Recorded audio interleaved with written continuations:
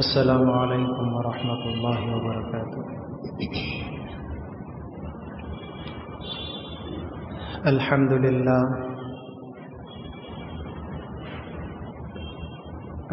للہ رب العالمین، والصلاة والسلام علی سید الانبیاء والمرسلین سیدنا و مولانا محمد و آلہ و اصحابہ اجمعین ومن تبعهم بإحسان إلى يوم الدين۔ أما بعد، فأعوذ بالله من الشيطان الرجيم، بسم الله الرحمن الرحيم۔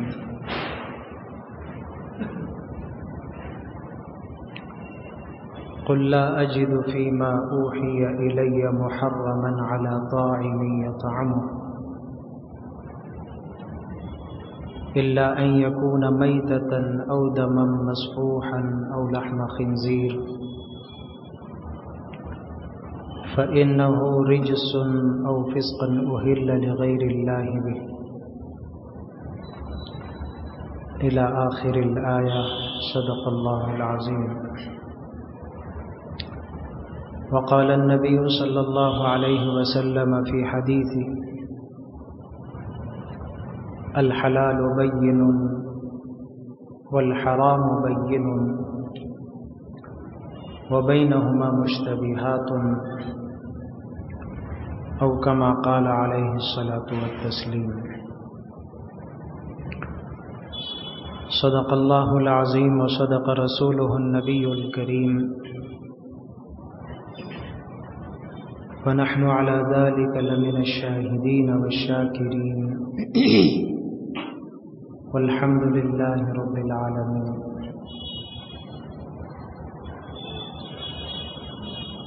بزرگان محترم، عزیزان گرامی، نوجوان دوستو، عزیز ساتھیو،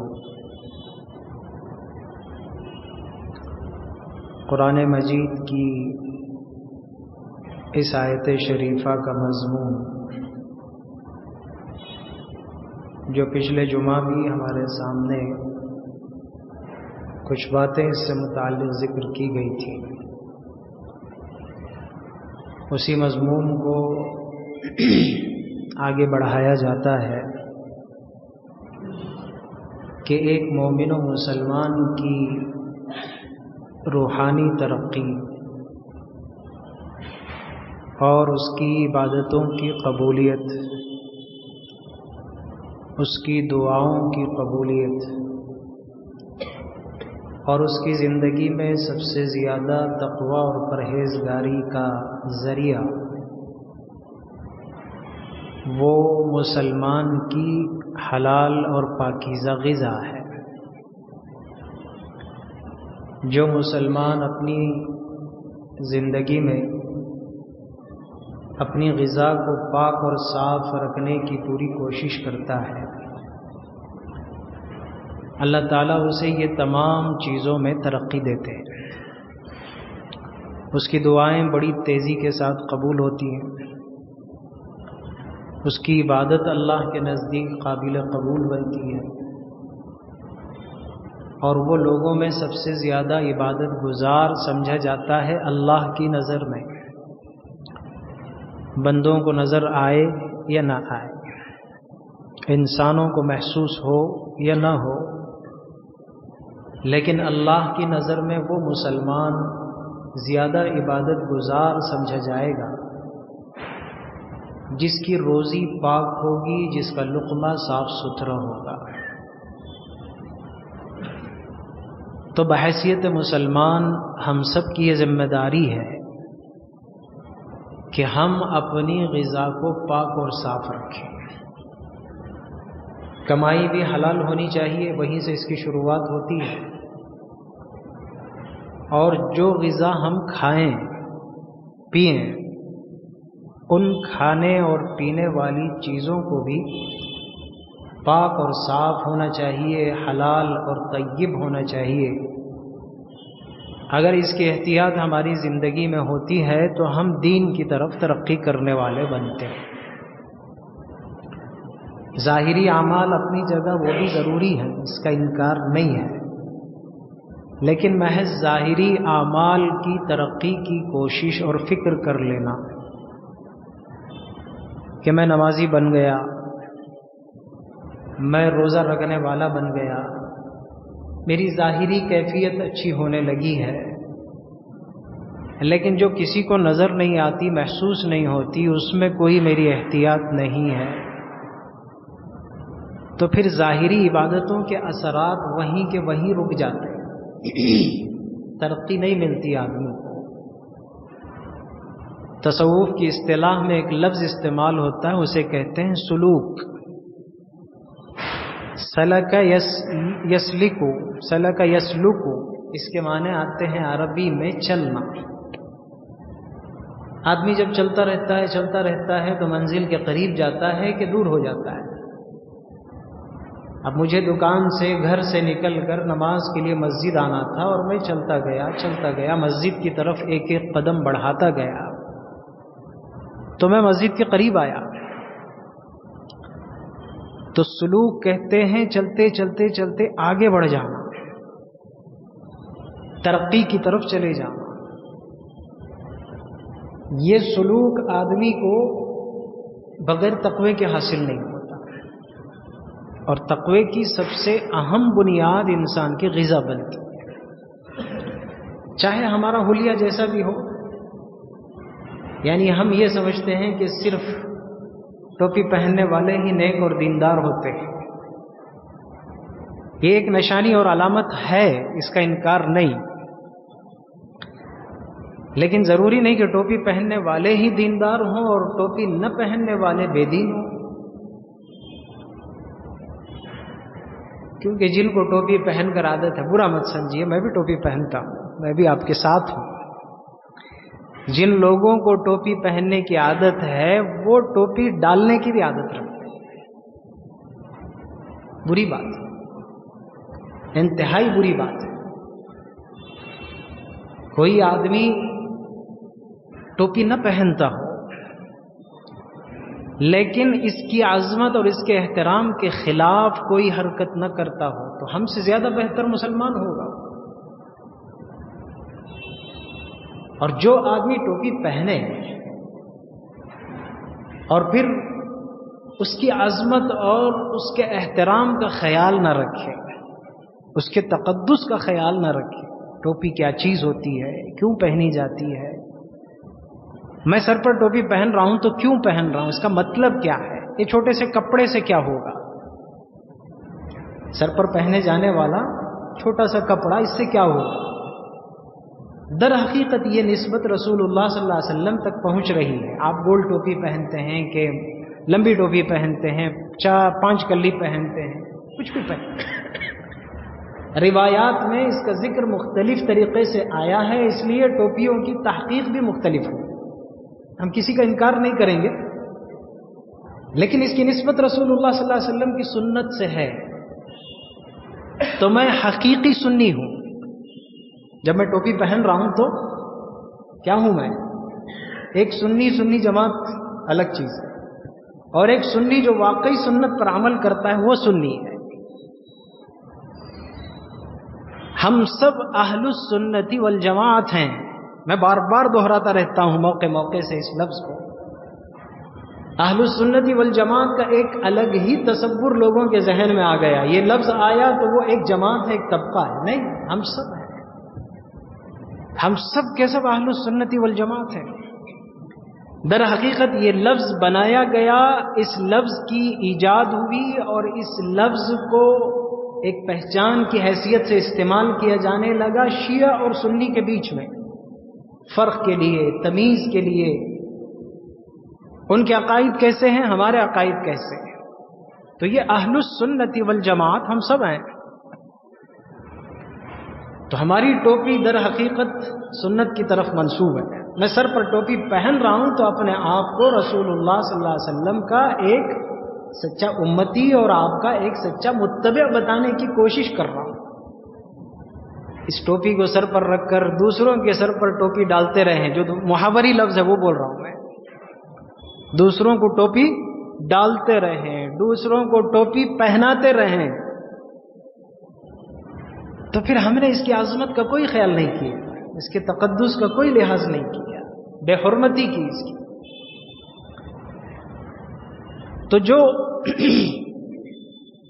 میں کیا عرض کر رہا تھا، جو آدمی ان چیزوں کا خیال رکھتا ہے اپنی زندگی میں،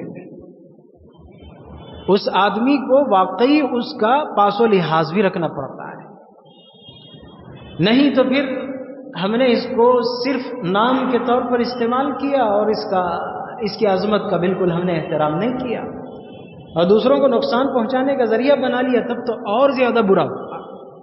آپ نے اپنے آپ کو بھی بگاڑا اور اسلام کو بھی بگاڑ دیا، مذہب کو بھی کیا کر دیا؟ بگاڑ دیا۔ تو ہماری زندگی اوپر سے لے کر نیچے تک، صبح سے لے کر شام تک، ہر قدم آدمی آہستہ آہستہ جب ان چیزوں پر چلتا رہتا ہے، عمل کرتا رہتا ہے، اللہ تعالیٰ اسے منزل تک پہنچاتے ہیں۔ تو میں سلوک کی بات کر رہا تھا کہ آدمی آہستہ آہستہ جن چیزوں پر عمل کو شروع کر دے اور قدم بقدم آگے بڑھتا چلا جائے تو اللہ رب العزت اس کی زندگی میں ترقی دیتے۔ اس کے لیے بنیادی چیز غذا، ایک مومن ہونے کی حیثیت سے اس کی غذا پاک ہو، ظاہری عبادتیں اپنی جگہ ہوں، اس کا انکار نہیں، اسے چھوڑ دینا نہیں، یعنی یہ مطلب نہیں کہ نماز بھی چھوڑ دیں، روزہ بھی چھوڑ دیں، ساری عبادتوں کو چھوڑ کر صرف حلال غذا کے پیچھے پڑ جائیں، میں جو کھا رہا ہوں وہ پاک غذا ہے، میں ہی سب سے متقی ہوں، یہ بھی نہیں کہہ سکتے۔ متقی ہونے کا اثر ظاہر ہونا چاہیے۔ رسول اللہ صلی اللہ علیہ وسلم سے زیادہ کون متقی ہو سکتا ہے؟ صحابہ کا وہ واقعہ آپ کے ذہن میں ہوگا کہ حضور صلی اللہ علیہ وسلم کی گھریلو زندگی کیسی ہوتی ہے، عبادت والی زندگی کیسی ہوتی ہے، حضور کی انفرادی زندگی کی عبادتیں کیسی ہوتی ہیں، اس کو دریافت کرنے کے لیے 3 صحابہ حضور کے گھر کے پاس پہنچے، ازواج مطہرات کے دولت کدے پر پہنچے، اور اتفاقی بات تھی کہ حضور اس وقت گھر پر موجود نہیں تھے۔ انہوں نے دریافت کیا کہ حضور گھر میں حضور کی عبادت کا کیا حال ہوتا ہے، حضور کیسے زندگی گزارتے ہیں۔ تو ازواج مطہرات نے بتایا، چونکہ ایک دینی مسئلہ ہے، دینی تقاضا ہے، تو انہوں نے بتایا کہ حضور کی زندگی ایسی ایسی ہوتی ہے، یہ نمازیں پڑھتے ہیں، یہ اس طرح کرتے ہیں، اور اس طرح رات کو آرام کرتے ہیں، اس طرح پھر صبح میں آپ کی مشغولیت ہوتی ہے۔ تو سننے والے صحابہ نے اس کو بہت ہی تھوڑا محسوس کیا، بہت ہی کم محسوس کیا۔ ہم جو سوچ کر آئے تھے ویسا تو نہیں ہے، ہم تو سمجھ رہے تھے کہ حضور گھر میں جب داخل ہو جاتے ہیں تو کسی سے بات نہیں کرتے، صرف مصلی پر ہوتے ہیں، مثال کے طور پر دن بھر روزہ رکھتے ہیں، روزانہ رات بھر جاگتے ہیں، مصلی پر نماز میں کھڑے ہوتے ہیں، اتنے قرآن ختم کر دیتے ہیں، اتنے وظائف کرتے ہیں۔ اب جو بتایا جا رہا ہے وہ تو بالکل معمولی ہے، حضور آرام بھی کرتے ہیں، حضور گھر میں بیویوں سے بات چیت بھی کرتے ہیں، ان کے حقوق بھی ادا کرتے ہیں، اور ان کا گھریلو کام کاج میں ان کا ساتھ بھی دیتے ہیں، سبزی تراش کر دے دیا، آٹا گوندھ کر دے دیا، روٹی پکانے میں مدد کر دی، پانی کے انتظام میں مدد کر دی، حضور گھر کے کام بھی کرتے ہیں۔ جو باتیں انہوں نے بتائیں تو آنے والے صحابہ نے اس کو بہت کم محسوس کیا کہ حضور کی، پھر اپنے آپ میں کہنے لگے تو حضور تو بخشائے ہیں، اگر حضور اتنا ہی کرتے ہیں تو وہ آپ کے لیے ٹھیک ہے، لیکن ہم لوگ تو گناہ گار ہیں، ہمارے لیے اتنا کہاں سے کافی ہو جائے گا، ہمیں تو اور زیادہ کرنا ہے۔ ایک نے کہا کہ میں دن بھر روزہ رکھوں گا، کبھی افطار نہیں کروں گا، یعنی روزہ نہیں چھوڑوں گا سال بھر۔ دوسرے نے کہا کہ میں رات بھر عبادت کروں گا، کبھی سوؤں گا نہیں۔ تیسرے نے یہ عزم اور ارادہ کر لیا کہ میں نکاح ہی نہیں کروں گا، شادی کریں گے تو یہ سب جھمیلے ہیں، بیوی کو دیکھو، بچوں کو دیکھو، ان کے اخراجات، ان کی پرورش، ان کے مسائل، میں شادی ہی نہیں کروں گا۔ اتنے ہی ان کے درمیان میں یہ باتیں چل رہی تھی، رسول اللہ صلی اللہ علیہ وسلم تشریف لائے۔ مجھے صرف اس جملے کے لیے اس واقعے کو سنانا پڑ رہا ہے۔ اور حضور کو اللہ کی طرف سے بطور وحی اس کی اطلاع بھی دے دی گئی تھی کہ اس طرح 3 لوگ آپ کے گھر کے پاس آئے ہیں اور ان کا یہ معاملہ ہوا ہے۔ تو جب آپ تشریف لائے تو آپ نے سیدھے سیدھے ان سے فرمایا کیا تم لوگوں نے اس طرح کا ارادہ کیا ہے کہ ایک آدمی روزہ رکھے گا کبھی افطار نہیں کرے گا، ایک آدمی رات کو عبادت کرے گا کبھی نہیں سوئے گا، اور تیسرا آدمی نکاح نہیں کرے گا کبھی؟ یہ میری سنت نہیں ہے۔ دیکھو میں تم میں سب سے زیادہ متقی ہوں، انا اتقاکم للہ واخشاکم منہ، میں اللہ سے تم میں سب سے زیادہ ڈرنے والا ہوں، سب سے زیادہ خوف کرنے والا ہوں۔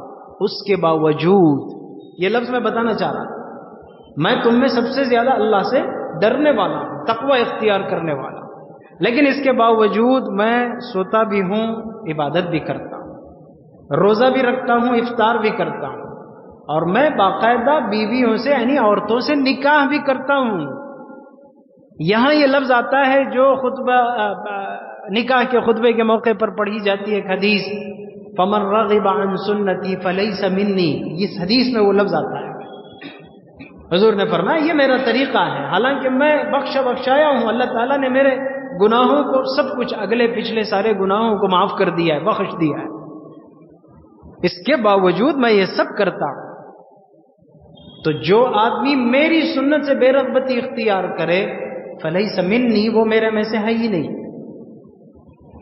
تو تمہیں بھی یہ سب کرنا پڑے گا۔ روزے کا حکم ہے روزہ رکھو، چھوڑنے کا حکم ہے چھوڑ دو۔ رات عبادت کرنے کے لیے اللہ تعالیٰ نے تقسیم دی ہے، وقت دیا ہے اس کے لیے کہ اتنا آرام کر لو اور اتنا عبادت کر لو، اور نکاح کرو، نکاح کے شادی کی زندگی کے بیوی بچوں کے حقوق ادا کرو، ہر حقوق کی ادائیگی پر اللہ تعالیٰ تمہیں اجر و ثواب دیں گے۔ تو پوری زندگی ثواب میں تبدیل ہو رہی ہے۔ یہ چیز کا تصور کہ آدمی متقی کیسے بنتا ہے، صرف متقی اس بات سے نہیں کہ وہ ظاہری عبادتوں میں لگا رہے، صرف اس بات سے بھی نہیں کہ عبادتوں کو چھوڑ دے اور پھر غذا کے عنوان سے کہا گیا تو حلال غذا کے پیچھے پڑ جائے۔ سب کرنا ہے، حلال غذا کی تلاش اور اس کی کوشش یہ بھی ذمہ داری ہے، عبادتوں کا جو حکم ہے وہ بھی ذمہ داری ہے، ہم اس کو بھی پورا کریں گے، اس کو بھی پورا کریں گے۔ لیکن عبادتوں میں جو چاشنی پیدا ہوگی، جو نور پیدا ہوگا، جو ترقی ملے گی، جو سلوک حاصل ہوگا، وہ اللہ تبارک و تعالی پاکیزہ غذا کی برکت سے دیتے ہیں۔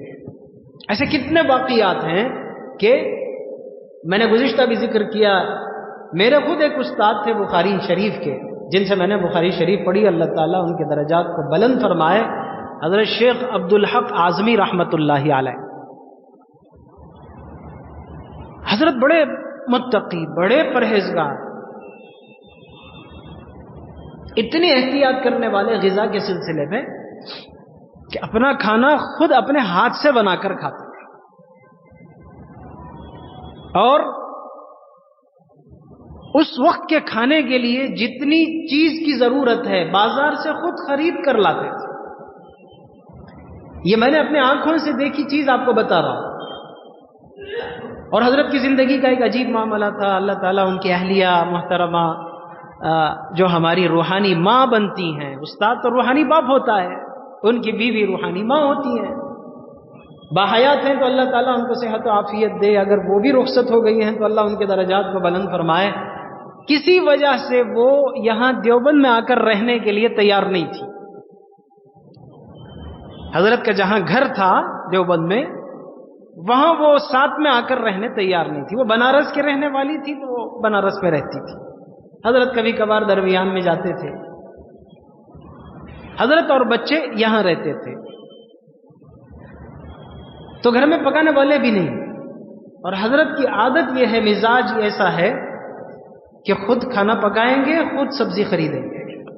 یہاں رک کر ایک بات بتا دیتا ہوں، بعض دفعہ ہم اپنی زندگی میں بیوی کی تھوڑی سی اونچ نیچ، اس کی تھوڑی سی ترشی، اس کی تلخ زبانی یا سخت کلامی، بہت باتیں کرتی حضرت، بہت زبان دراز حضرت، منہ کھولی تو ایسا بولتی حضرت، منجے ایسا بولتی حضرت، ٹھیک ہے، اس چیز کی برداشت جو ہے یہ آپ کے درجوں کو بلند کرتی ہے. کتنے اللہ والے ایسے ہیں جو اللہ والے بنے اپنی بیویوں کو سنبھالنے کی وجہ سے. واقعی آپ اسے عبادت کے تصور سے دیکھیں. ایک لفظ حدیث میں بار بار آتا ہے, ہر جگہ تقریباً ملتا ہے, چھوٹے چھوٹے عمل کے ساتھ یہ لفظ حضور نے بیان فرمایا ہے. کیا؟ ایماناً واحتساباً. دو لفظ آپ بار بار سن سکتے ہیں, بار بار پڑھ سکتے ہیں حدیث کی کتابوں میں. چھوٹا چھوٹا عمل. مثال کے طور پر جو آدمی کھانا کھایا اور کھانے کے بعد اس نے یہ دعا پڑھی, اور دعا پڑھتے ہوئے اس نے یہ خیال کیا ایماناً واحتساباً. کپڑا پہنا, نیا کپڑا پہنا, اس نے کپڑے کی دعا پڑھی, اس پر ایماناً واحتساباً. رمضان کے بارے میں یہ لفظ آتا ہے, جس نے رمضان کے روزے رکھے ایماناً واحتساباً. شب قدر آتی ہے, جس نے شب قدر کی عبادت کی ایماناً واحتساباً. بہت بہت کثرت کے ساتھ یہ لفظ آتا ہے حدیثوں میں. اس لفظ پر غور کرنا چاہیے. یہ دو الفاظ چھوٹے چھوٹے جملے, ایک تو ایمان کے ساتھ, یقین کے ساتھ, یہ عمل میرے لیے کیا ہے؟ نیکی کا ذریعہ ہے. یہ عمل میرے لیے عبادت ہے. یہ عمل اللہ کو راضی کرنے کا ذریعہ ہے. یقین ہونا چاہیے آدمی کو. جو کام آدمی جس یقین کے ساتھ کرتا ہے اللہ تعالیٰ اسی کا اثر اس کو دکھاتے ہیں. یقین ہو جو عبادت کی جا رہی ہے یہ عبادت اللہ کے دربار میں پہنچتی ہے, اللہ تعالیٰ اسے قبول کرتے ہیں. میری کتاب, میرا فائل کھول کر دیکھتے ہیں. میں نے آج جمعہ کی نماز پڑھی تو میری جمعہ کی نماز اللہ کے سامنے کھلتی ہے. یہ یقین ہونا چاہیے, ایمان ہونا چاہیے. واحتساباً, اور احتساب کا مطلب یہ ہوتا ہے کہ مجھے اس پر اجر و ثواب ملے گا, اور میں نے جو کیا ہے اس کا پائی پائی کا حساب مجھے ملے گا. میرا ایک سبحان اللہ ضائع نہیں ہوگا, میرا خیر کا ایک لفظ, ایک بول ضائع نہیں ہوگا, خیر کا ایک اشارہ صرف ضائع نہیں ہوگا. مثال کے طور پر یہ اکثر راستوں میں ہوتا ہے, کوئی آدمی آپ سے پتہ پوچھ رہا ہے کہ بھائی مسجد کو جانے کا راستہ کون سا ہے, کدھر ہے مسجد؟ آپ نے صرف یوں کہا, کچھ بولا نہیں, مسجد کدھر ہے. وہ آدمی پہنچ گیا مسجد کو, آپ اس کی نیکی میں شامل ہو گئے. یقین ہونا چاہیے, یقین ہونا چاہیے واقعی مجھے اس سے ثواب ملا. تو یہ لفظ بار بار دوہرا کر آتا ہے ایماناً واحتساباً. تو میں ازدواجی زندگی کی بات بیچ میں عرض کر رہا تھا کہ ازدواجی زندگی میں جو اس طرح کی چیزیں پیش آتی ہیں اس پر ایمان بھی ہونا چاہیے, احتساب بھی ہونا چاہیے. بیوی کی طرف سے اگر زبان درازی ہوتی ہے تو میں اس پر اگر صبر کروں تو اللہ تعالیٰ, یہ دو چیزیں ایمان احتساب, جو کام میری عبادت کے ذریعے سے وہ ترقی نہیں ہو رہی ہے, جو کام پورا نہیں ہو رہا ہے, پتہ نہیں اللہ تعالیٰ اس راستے سے میرے منزل کی ترقی کر رہے ہیں. اسے سلوک کہتے ہیں, اسے سلوک کہتے ہیں. ازدواجی زندگی میں اس کا خیال رکھنا چاہیے. ہاں, بیوی اچھی ہو تو ہم بھی اچھے ہیں, یہ کون سے بڑے اخلاق کی بات ہو گئی. بیوی اگر نرم مزاج ہے, بیوی مطیع و فرما بردار ہے, بیوی ہماری کسی بات کی نافرمانی نہیں کرتی ہے, جو کہا وہی کرتی ہے, اور اونھ بھی نہیں کرتی, پلٹ کر جواب بھی نہیں دیتی, تو اس میں اخلاق کی کیا بات ہو گئی. وہ ساؤتھ افریقہ کا ایک ویڈیو کسی نے بھیجا تھا, واقعی ہوگا ایسا, خیر ایک لطیفے کے طور پر. دوسرا نکاح کرنے کے لیے آدمی کو دوسرا نکاح یا تیسرا نکاح, بہرحال ان کے یہاں تو بہت عام عادت ہے, اس کی بہت رواج ہے اور سنت بھی ہے. موقع اور زمانے کے تقاضے سے اسے کرنا بھی چاہیے. سنت سے آگے بڑھ کر وجوب تک پہنچ جاتا ہے. آپ اس کا مذاق نہ اڑائیں, میں بہت پہلے بھی عرض کر چکا ہوں, ہم لوگ اکیلے ہیں, یعنی مطلب ایک بیوی والے ہیں, ٹھیک ہے, اس پر زیادہ فخر نہ کریں اور اس میں زیادہ حرص بھی نہ کریں. اللہ تعالیٰ نے جتنی ہمیں استطاعت اور طاقت دی ہے نظام کو برقرار رکھنے کے لیے, ہم اس پر چل رہے ہیں, ٹھیک ہے. لیکن جس آدمی کو اللہ تعالیٰ نے اس کی حیثیت دی ہے اور وہ کرتا ہے تو اسے برا مت کہیں, اسے چھیڑے نہیں, اسے تانا نہ دیں, اسے رسوا نہ کریں، اسے نیچی نگاہوں سے نہ دیکھیں، معاشرے میں اسے بے حیثیت نہ سمجھیں. بھائی وہ بھی ایک عظیم سنت کا احیاء کر رہا ہے. جو کام آپ نہیں کر سکتے تھے وہ کر رہا ہے، جو کام میں نہیں کر سکتا تھا وہ کر رہا ہے. ہاں الا یہ کہ پہلے اور دوسرے کے حقوق میں فرق کرتا ہے. پہلے کے ساتھ ظلم کر کے دوسرے کو نکاح میں لا لیتا ہے، اور اس کے ساتھ زیادتی کرنے کے لیے دوسرے سے نکاح کر کے اسے ستاتا ہے. یہ سب گناہ کے حرام ناجائز ایسے کام ہیں، وہ زمانے کی نظر میں کیا اللہ کی نظر میں بھی گر جاتا ہے. حقوق اپنی جگہ برقرار رہیں گے، لیکن جس کو اللہ تعالیٰ نے اس کی استطاعت دی وہ اگر یہ کام کرتا ہے تو یہ اسلام کی اجازت ہے اور ایک سنت ہے. زمانہ جس چیز کو برا برا برا برا کہہ کر پیش کرے اور اسے قانونی حیثیت دینے لگے تو کیا ہم اپنے اسلام کو برا کر دیں گے؟ ہم اپنے اسلام کے احکامات کو برا کہہ دیں گے؟ میری زبان سے یہ چیز نہیں نکلنا چاہیے، مجھے اس کے بارے میں برا نہیں سوچنا چاہیے. خیر چلیے، وہ افریقہ میں اس طرح دوسرا نکاح کرنے کے لیے وہ ناٹی مرغے جو ہوتے ہیں ان کو بھگاتے ہیں کھلے میدان میں، اسے پکڑو. جو آدمی پکڑ لے گا اس کا اس سے نکاح کرایا جائے گا. کوئی فارم کی مرغی ہو تو، برائلر ہو تو آسانی کے ساتھ مل جائے گا، آسانی کے ساتھ آپ اسے پکڑ لیں گے، قبضہ کر لیں گے. تو میں یہ عرض کر رہا تھا کہ بات کہاں سے کہاں چلی گئی. میں حضرت کا واقعہ ذکر کر رہا تھا. بیوی اگر بد اخلاق ہے، مجھے اس کے ساتھ اخلاق کے ساتھ پیش آنا یہ میرے اعلیٰ اخلاق کی دلیل بنتی ہے. وعاشروہن بالمعروف، ان کے ساتھ اچھا سلوک کیا کرو. عورتوں کے لیے مردوں سے خطاب ہے، قرآن کہہ رہا ہے کہ ان کے ساتھ اچھا سلوک کیا کرو. اچھا سلوک کرنے والوں کو کرنا تو آسان ہے. بھئی جو آدمی منہ نہیں کھولتا، جو آدمی کچھ بات نہیں کرتا، جو آدمی آپ کے ساتھ کچھ زیادتی بھی نہیں کرتا، وہ اچھا ہی ہے. آپ بھی اس کے ساتھ اچھے ہی ہیں تو پھر اچھا ہی ہوا. وَأَحْسِنْ إِلَىٰ مَنْ أَسَاءَ إِلَيْكَ، آپ کے اخلاق کے معیار یہ ہوں گے کہ جو آدمی آپ کے ساتھ زیادتی کرنے کی کوشش کرے آپ اس کے ساتھ اچھا سلوک کرو. ذرا سا غصہ آیا، ذرا سا بیوی نے کچھ کہا، تینوں طلاق پکار دیے. میں درمیان میں واقعے میں رک کر آپ کو ایک بات عرض کر رہا ہوں. یہ بیویوں کی طرف سے ہونے والی چیز کو برداشت کرنا یہ عبادت سے خالی نہیں ہے. ترقی ہوتی ہے اس میں، منزلیں اوپر ہو جاتی ہیں، آدمی کے درجے بلند ہو جاتے ہیں. اللہ کی نظر میں پتہ نہیں یہ کہاں سے کہاں کو پہنچ جاتا ہے. کتنے اولیاء اللہ ایسے اللہ کے مقرب بن گئے. خیر میں حضرت کا، میرے استاد کا واقعہ آپ کو سنا رہا تھا. غذا کے عنوان سے میری بات چل رہی ہے تو حضرت کی بیوی بھی آتی نہیں تھی گھر کو. ایک تو یہ آزمائش حضرت کے ساتھ چل رہی ہے، حضرت ان کو برداشت کر رہے ہیں. اور ایک مرتبہ تو خدمت کے دوران حضرت سے میں نے پوچھ بھی دیا، حضرت آپ کے گھر میں کوئی نہیں رہتے؟ حضرت نے کہا ہاں وہ تو اپنے میکے رہتی ہے، میں ہی کبھی کبھار جا کر آ جاتا ہوں. چھوڑو اس کا قصہ. برداشت.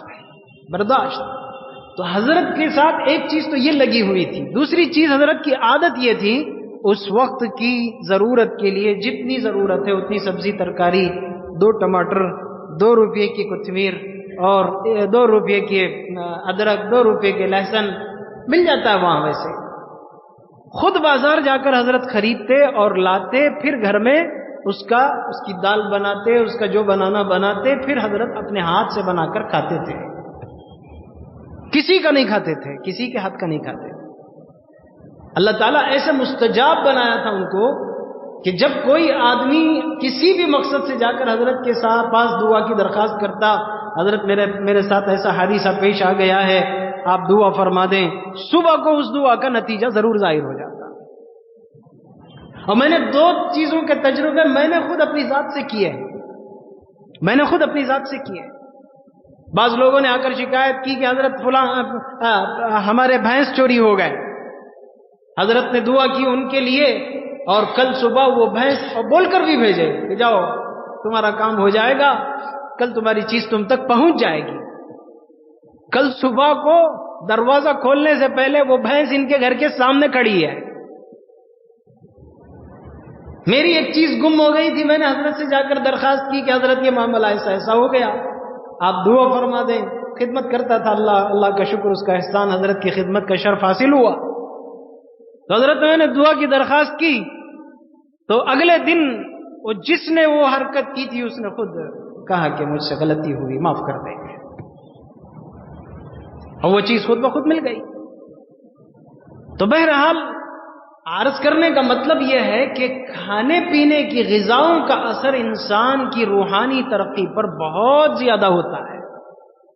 غذا جتنی پاک ہوگی، کھانا جتنا اچھا ہوگا آدمی کا، ایک مومن و مسلمان کا، اتنا زیادہ اس کی زبان کا اثر بھی اللہ تعالیٰ بڑھا دیتے ہیں۔ اس لیے اپنی غذاؤں کو پاک اور صاف رکھنے کی کوشش کرنا، حلال اور طیب روزی اختیار کرنا۔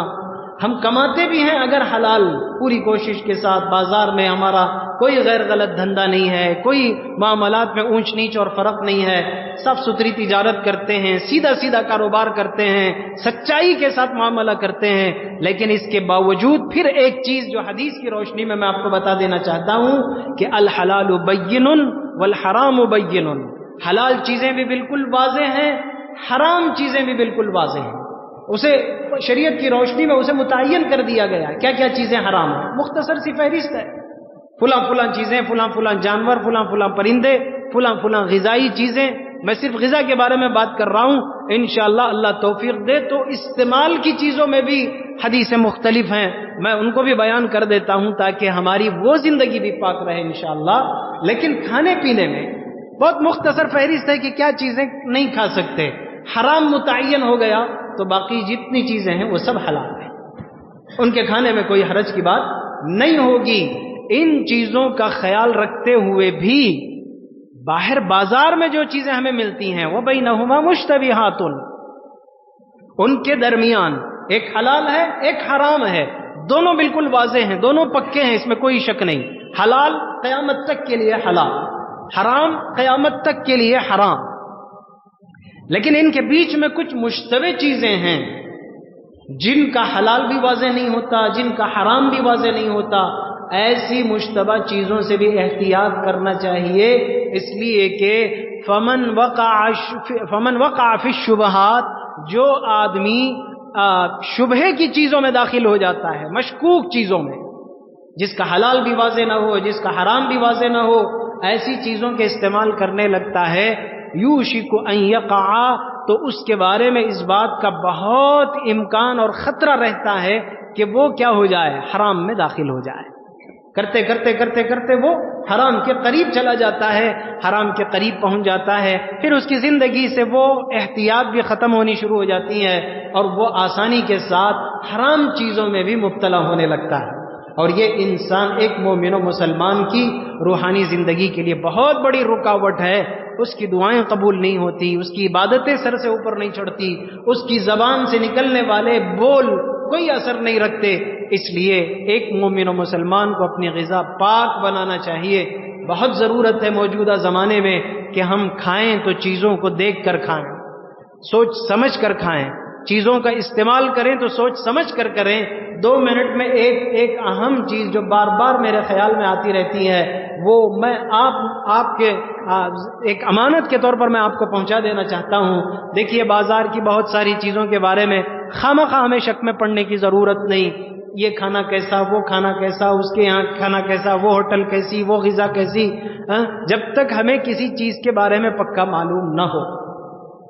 لیکن احتیاط یہ ہماری ذمہ داری ہے، ہم ضرور اس کو پورا کریں،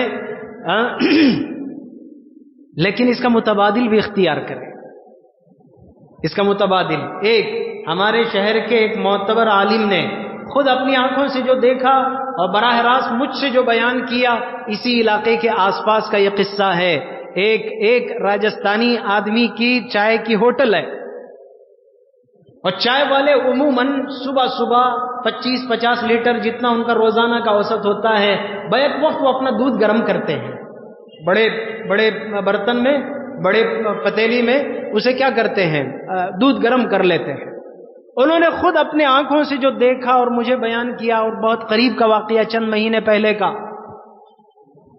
تو وہ دودھ برتن میں ڈال کر چولہے پر رکھ چکا ہے، دودھ گرم ہو رہا ہے، ابھی ابھی دکان کھولی، ہوٹل کھولی ہے اس نے، اور ترتیب کر رہا ہے، جوڑ جاڑ کر رہا ہے.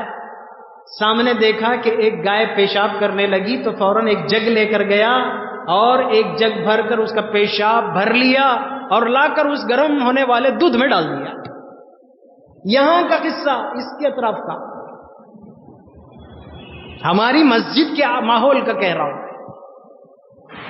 معتبر عالم کی شہادت ہے، ان کی آنکھوں سے دیکھی ہوئی چیز ہے. کیا پتا بھی مجھے، میں تو چائے اچھی ہے اس لیے پی رہا ہوں. پریشان نہ ہو آپ، ایسا بولے تو پھر کون سی ہوٹل کی چائے پینا حضرت. یہ واقعہ ہے. غیر کو اس چیز میں بہت جرأت اب پیدا ہونے لگی ہے. وہ جان بوجھ کر عمدن یہ حرکت کر رہا ہے، مجھے اور آپ کو ایسی ناپاک چیز کھلانا چاہتا ہے، پلانا چاہتا ہے. وہ میرے اندر کو گندا کرنا چاہتا ہے. وہ یہ چاہتا ہے کہ ہماری عبادتوں کا اثر ختم ہو جائے. میرے استاد جن سے میں نے ترمذی شریف پڑھی ہے، اللہ ان کی بھی مغفرت فرمائے، حضرت بھی دنیا سے رخصت ہو گئے. زبردست شیخ الحدیث، نام بھی لے سکتا ہوں، حضرت مفتی سعید احمد صاحب پالن پوری رحمت اللہ علیہ. درس حدیث میں، دارالحدیث میں سبق کے دوران حضرت نے اپنا واقعہ سنایا تھا، وہ بھی آپ کو میں بتا دوں. حضرت عموماً اپنے گھر سے نکل کر مدرسہ پہنچتے سبق کے لیے تو اس بیچ میں ایک پان ڈبے کی دکان ہوتی تھی، ایک پان ڈبہ ہوتا تھا، وہاں سے حضرت پان لیتے تھے اور کھاتے کھاتے مدرسے کو آتے تھے. اور مدرسے میں آ کر وہ وہاں کا ایک بہت مشہور کنواں جس کے بارے میں بہت ساری بشارتیں بھی کہ روایتوں میں مذکور ہیں، وہ مول سری کا کنواں، اس میں آ کر حضرت کلی کرتے تھے اور اس کا 2 گھونٹ پانی پی کر پھر سبق میں آتے تھے. حضرت کی عادت ہی ہے. حضرت بتا رہے ہیں کہ پہلے میں جب اس کی دکان سے پان خریدتا تھا، یہ غیر تھا، ایسا ہی کوئی راجستھانی علاقے کے جو عموماً جو پان کے ڈبے بھی رکھتے ہیں یہ کرتے ہیں، اس کا دکان. لیکن ایک مرتبہ میں نے دور سے دیکھا، ابھی میں گھر سے نکل کر آ رہا ہوں، ابھی فاصلے پر وہ دکان ہے اس کی، اور میری عادت ہے وہاں پہنچ کر پان لیتا ہوں. تو میں نے دیکھا کہ وہ دکان کھولا ہوا ہے، صبح فجر کے بعد کا وقت ہے، جوڑ جاڑ کر رہا ہے. اور اتنے میں سامنے ایک بھینس پیشاب کرنے لگی تو وہ فوراً دوڑا ایک چھوٹا سا پیالہ لے کر اور اس نے اس کا پیشاب اس میں بھر لیا اور لا کر اپنی دکان کی پوری چیزوں کے اوپر چھنکاؤ کیا.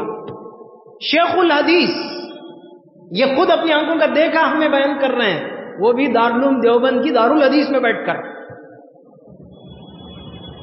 جب سے میں نے یہ چیز دیکھی میں نے اس کی دکان چھوڑ دی. جب میں نے یہ چیز دیکھی تو میں نے اس کی دکان چھوڑ دی. یقینی والی چیز جب آ جاتی ہے تو پھر ہمیں پوری احتیاط کرنی پڑے گی.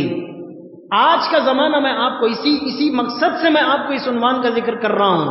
امریکہ میں بھی ہم نے یہ چیز دیکھی. دیکھیے بار بار امریکہ کا حوالہ دینے سے آپ یہ نہ سمجھیں وہاں کے مسلمان بالکل صحیح ہیں، بہت اچھے ہیں، ہم بیکار ہیں. نہیں، یہ چیز ہم سے ان تک پہنچی ہے، وہ بتانا چاہتا ہوں میں، وہ احساس دلانا چاہتا ہوں. یہ چیزیں ہم سے ان تک پہنچی ہیں. ہمارے علم کا ان کے نزدیک بہت احترام ہے، ہندوستان کے علماء کی ان کے نزدیک بہت قدر ہے، ہندوستان کے حلال و حرام کے فتوے ان کے نزدیک بہت معتبر ہیں. مانتے ہیں ہماری بات کو، سر و چشم اپنے سروں پر رکھ کر قبول کرتے ہیں، عمل بھی کرتے ہیں. یہ ہماری دی ہوئی چیزیں ہیں جو ان تک پہنچی ہیں، وہ عمل کر کے آگے بڑھ رہے ہیں اور ہم دیکھ کر چپ بیٹھ گئے ہیں، جہاں سے وہاں بلکہ اور زیادہ نیچے جاتے جا رہے ہیں. میں اس احساس کے لیے بار بار ان کا نام لیتا ہوں، ورنہ وہی کوئی مسلمان نہیں. اللہ کا شکر ہے ہندوستانی مسلمانوں کو بہت سارے اللہ تعالیٰ نے فضیلت کی چیزیں دی ہیں، مقام دیا ہے، مرتبہ دیا ہے، عزت دی ہے. جس دنیا کے کونے میں آپ چلے جائیں تولیں گے آپ کو، وزن کریں گے آپ کا، اٹھا لیں گے آپ کو اپنے ہاتھوں میں، پلکوں میں. آپ یہ نہ سمجھیں کہ ہم کوئی معمولی لوگ ہیں، ہم کوئی کمزور مسلمان ہیں. کمزوری اس بنیاد پر ہوئی کہ جو تھا سب کچھ دے دیا اور خالی ہاتھ ہو کر بیٹھ گئے، اور فائدہ اٹھانے والے اسے فائدہ اٹھا کر ترقی کر رہے ہیں. یہ حلال و حرام کی تمیز ہمارے اندر سے ختم ہوتی جا رہی ہے، اور اس وقت باقاعدہ ایک ناپاک سازش اور کوشش ہے کہ مسلمانوں کو اس میں مبتلا کر دیا جائے. ان کے اندر سے وہ حلال کی پابندی ختم کر دی جائے، ان کے اندر وہ غذائیں زبردستی چاکلیٹ کی شکل میں، پیپرمنٹ کی شکل میں، جوس کی شکل میں، ڈرنک کی شکل میں، اور مختلف ریڈی ٹو ایٹ کی شکل میں، ایسی چیزوں کی شکل میں ان کے اندر زبردستی لقمہ ٹھوس دیا جائے، پھر ان کی دعائیں نیچے اتر جائیں، ان کی عبادتیں نیچے اتر جائیں، ان کی حیثیت ختم ہو جائے. یہ ایک باقاعدہ کوشش ہے. تو حضرت کیا کرنا؟ حضرت پھر وہی سوال، پھر کون سی ہوٹل میں کھانا، کون سی ہوٹل میں چائے پینا، کیا کرنا؟ جب تک مجھے معلوم نہیں ہے میں مکلف نہیں ہوں. خامخواہ کسی کے اوپر بدگمانی کرنے کی ضرورت بھی نہیں ہے، مجھے شک کرنے کی ضرورت بھی نہیں ہے. جہاں کہیں اس چیز کا ہمیں حوالہ مل گیا تب تو پھر مجھے اس سے پوری احتیاط کرنی پڑے گی.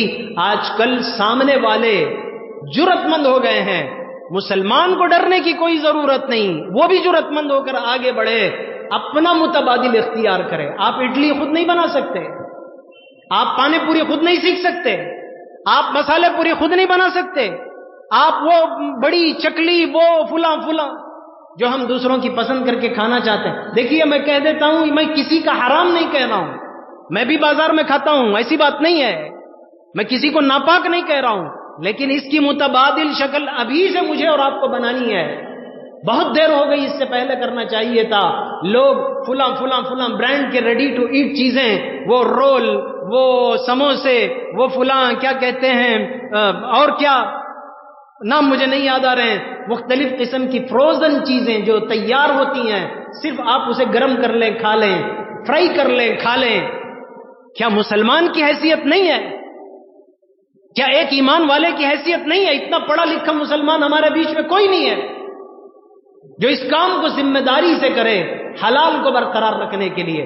جب باطل حرام کے لیے اتنا جرأت مند ہو سکتا ہے، میں اور آپ حلال کے لیے کیوں نہیں کر سکتے؟ اللہ نے جس کو صلاحیت دی حلال پاکیزہ چیز کا ہوٹل کھولیں. آپ وہ چیز جو مسلمان بہت شوق سے کھاتے ہیں، آپ اس چیز کو سیکھیں کیسے بنائی جاتی ہے. آپ حلال اور پاکیزہ طریقے سے مسلمانوں کو اس کا متبادل دیں. اللہ آپ کی تجارت اور مال میں برکت بھی دے گا، نیک نیتی کی بنیاد پر اللہ تعالیٰ اپنا قرب بھی عطا فرمائے گا. آخرت میں اتنا بڑا اجر آپ کو اس تجارت میں ملے گا جس کا اجر و ثواب شاید تہجد گزاری پر بھی نہ ملے. سوچنا چاہیے، موقع کی نزاکت ہے، زمانے کی ضرورت ہے یہ ہماری. ہم کیوں صرف دوسروں کا کھاتے رہیں اور پھر اس پر شک و شبے پیدا کرتے رہیں، یہ حلال یہ حرام، وہ حرام، یہ ناجائز وہ ناجائز، اس میں یہ کوڈ آ گیا، یہ نمبر آ گیا، اس میں یہ ملا دیا گیا. آپ میرے اس پیغام کو، میری اس امانت کو بہت ہی سنجیدگی کے ساتھ آپ قبول کریں. اللہ تعالیٰ نے جن کو جو صلاحیت دی ہے، اس صلاحیت میں مجھے بہت افسوس کے ساتھ یہ بات کہنی پڑتی ہے، ہمارے مسلمان اپنی ہوٹلوں کے کاروبار میں پکے نہیں ہیں. معاف کیجئے، مجھے نہ کرتے ہوں تو جو کرتے ہیں کر لیجئے، مجھے ڈر نہیں ہے. ہمارے کیٹرنگ والے حلال و حرام میں پکے نہیں ہیں. ان کو سستی مرغی جہاں ملتی ہے بغیر حلال و حرام کی تمیز کے لیتے ہیں. ہوٹل والے سستی مرغی جہاں ملتی ہے بغیر حلال و حرام کی تمیز، بلکہ جانتے ہوئے. بکرے کی بھی مثال میرے پاس موجود ہے، براہ راست، کسی کے واسطے سے نہیں، براہ راست جن سے معاملہ ہوا ان سے سنی ہوئی بات. بکرے کی بھی مثال دے سکتا ہوں. مرا ہوا بکرا مسلمان دیا، مسلمان دکان میں رکھ کر بیچا. خریدنے والے کون ہوتے ہیں؟ میں اور آپ، الو گھگو، ہماری کوئی سمجھ نہیں ہے. مرغی، مری ہوئی مرغیاں، بیچنے والا مسلمان، خریدنے والا مسلمان. میں آپ کو عرض کر چکا ہوں، پولٹری فارم والوں سے آپ پوچھ لیں، ایک مرتبہ ٹرانسپورٹیشن میں کم از کم 7% مرغیاں، کم از کم ہر 100 میں 7 مرغیاں، 1000 میں 70 مرغیاں. ان کی مرنا ہی مرنا ہے، مرنا ہی مرنا ہے. دفن کر دیں گے. یہ بیچنے والا بھی مسلمان، خریدنے والا بھی مسلمان، کھانے والا بھی مسلمان. کیا دعائیں قبول ہوں گی، کیا عبادت قبول ہوگی. کیا ایمان ترقی کرے گا؟ کہاں ہم مسلمان بن کر اللہ کے پاس پہنچیں گے؟ پھر ہندوستان کی حکومت، ہندوستان کے غیر مسلم، دنیا کی حکومتیں اور اس کے یہود نصارہ، ان پر اعتراض کرنے سے ہمارا کیا فائدہ ہوا؟ میں بہت کھلی بات آپ کو عرض کر رہا ہوں، اللہ کے لیے اس چیز میں پاکیزگی اختیار کریں۔ میرا اصل مقصد اسی عنوان کو بیان کرنا تھا، دوسری تمہیدات میں میری بات لمبی ہوتی گئی۔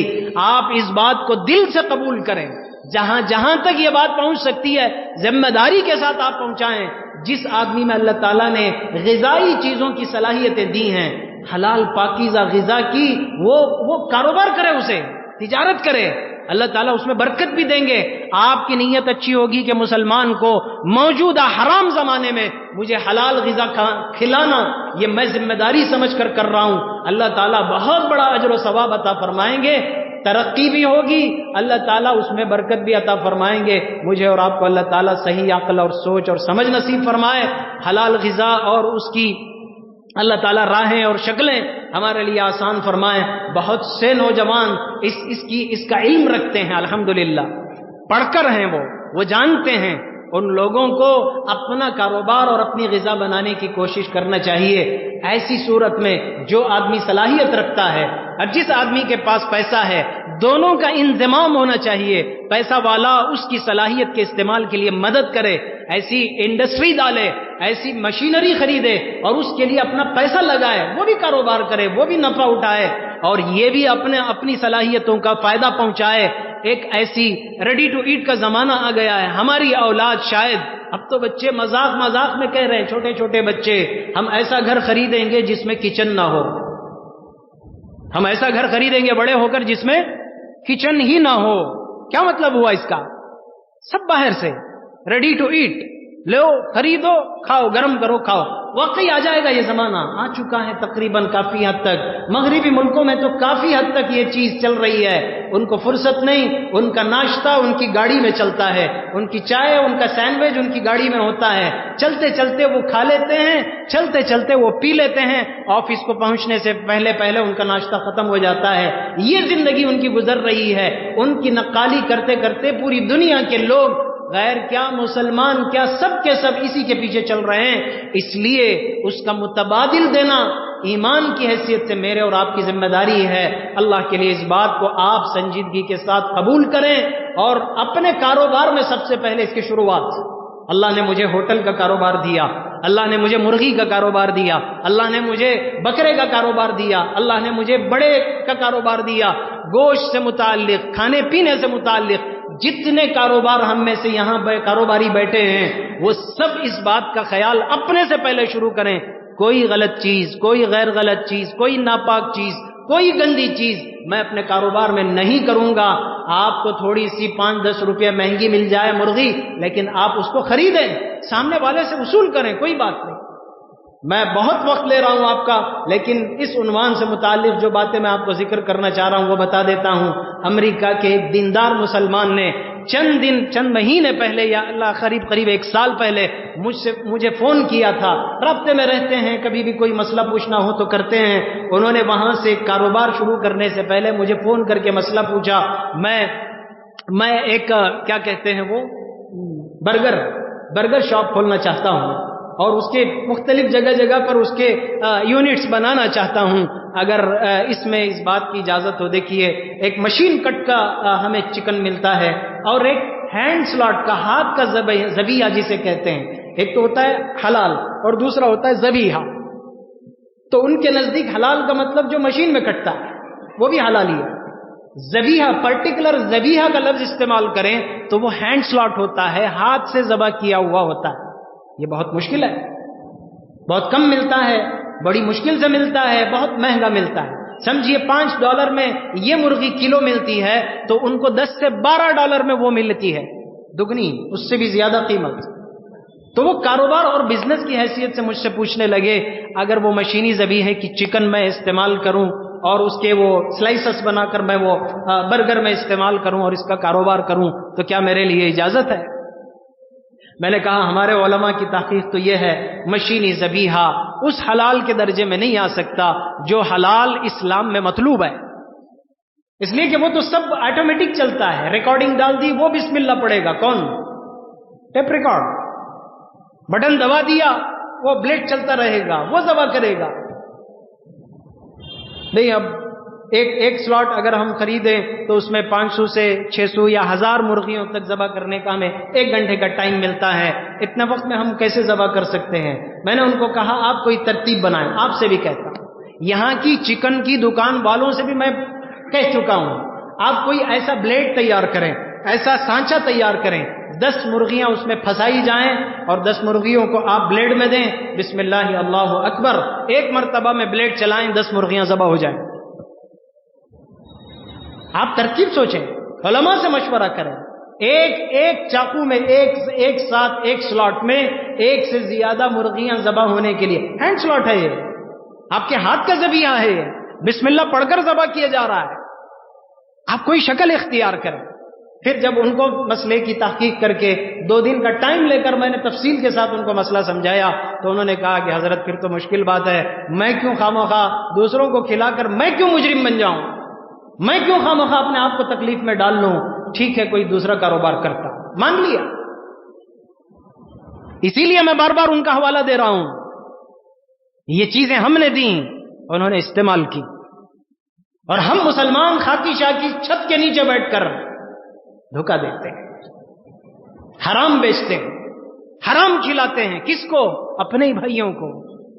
علماء کو بھی دعوت دے دیتے ہیں, حضرت ضرور سے آنا ہمارے ولیمے میں, حضرت ضرور سے آنا ہماری شادی میں. آپ نے دیکھا شادی کا گوشت کیسے ہوگا, ولیمے کا گوشت کیسے ہوگا؟ میں نہیں پیسے دے ڈالیا, انہیں بولا تھا اچھا ڈالتوں کر کو, کیا پھلاں ڈالنا, کیا پوٹلے رنا, کیا 10 کے اندر کے رنا. یہ شرائط ہیں. حلال کا کوئی ذکر ہی نہیں کرتا اپنی دعوت میں, کوئی ذکر نہیں کرتا. بے حسی ہے, ایمان اس سے کمزور ہو جاتا ہے. اللہ تعالی ہم سب کو صحیح سوچ اور سمجھ نصیب فرمائے. بہت معذرت چاہتا ہوں, میں نے آپ کے 15 منٹ زیادہ لے لیے. اللہ تعالی عمل کی توفیق عطا فرمائے اور ہمیں پاکیزہ غذاؤں کی راہیں اللہ تعالی آسان فرمائے. آمین. وآخر دعوانا ان الحمد للہ رب العالمین.